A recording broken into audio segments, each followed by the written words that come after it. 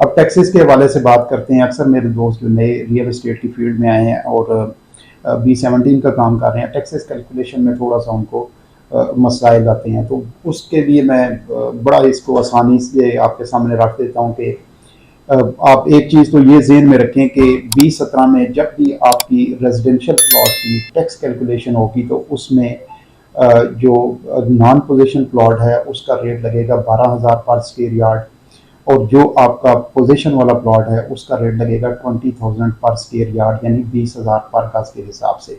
इसी पे आपकी टैक्स की कैलकुलेशन होगी। आपका चाहे सेलर का टैक्स कैलकुलेट हो रहा है, चाहे आपका परचेजर का टैक्स कैलकुलेट हो रहा है।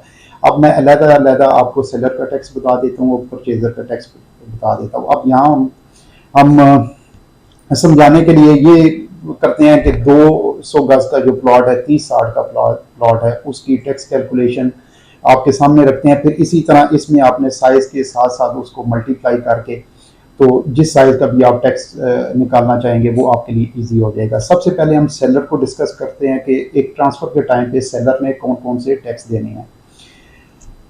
सेलर के लिए जो सबसे पहली चीज है वो ये है कि अगर उसके प्लॉट में सेल्स टैक्स पे नहीं हुआ तो पर स्क्वायर यार्ड उसको 100 जो है वो देना पड़ेगा सेल्स टैक्स की मद में। यानी अब 200 गज के प्लॉट की हम बात करते हैं तो इसमें 200 मल्टीप्लाई 100, तो ये तकरीबन उसका जो सेल्स टैक्स बनेगा 20,000। और इसमें आपने ये ज़हन में रखना है कि सेल्स टैक्स जो है वो एक ही दफ़ा पे होता है। अगर फाइल में पहले सेल्स टैक्स पे हुआ है तो फिर दोबारा उसको पे करने की ज़रूरत नहीं होती।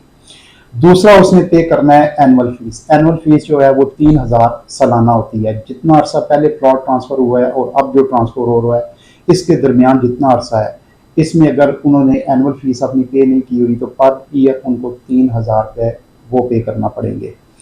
सेलर को अब इसके अलावा जो पे करना पड़ेगा वो उसको गेन टैक्स 236C ये पे करना पड़ेगा। इसमें अगर वो फाइलर है तो उसका 236C जो बनेगा वो 2% बनेगा, और अगर वो नॉन फाइलर है तो ये 4% हो जाएगा। अब हम ये सपोज करते हैं कि हमारा जो सेलर है वो फाइलर है और उसने जो है वो पे करना है 2%।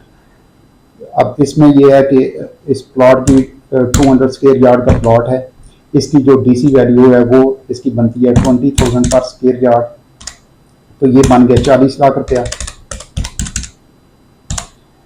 अब इसमें उसने 2% जो है टैक्स पे करना है,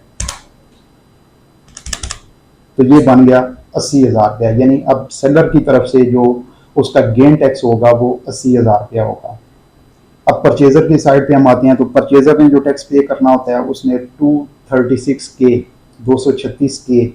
अब 236K की रेशो ये है कि इसमें परचेजर जो है वो इसमें इसको पे करेगा 2% अगर वो फाइलर है, यानी 80,000 उसने पे करना है, और अगर वो नॉन फाइलर है तो उसने पे करना है 7%।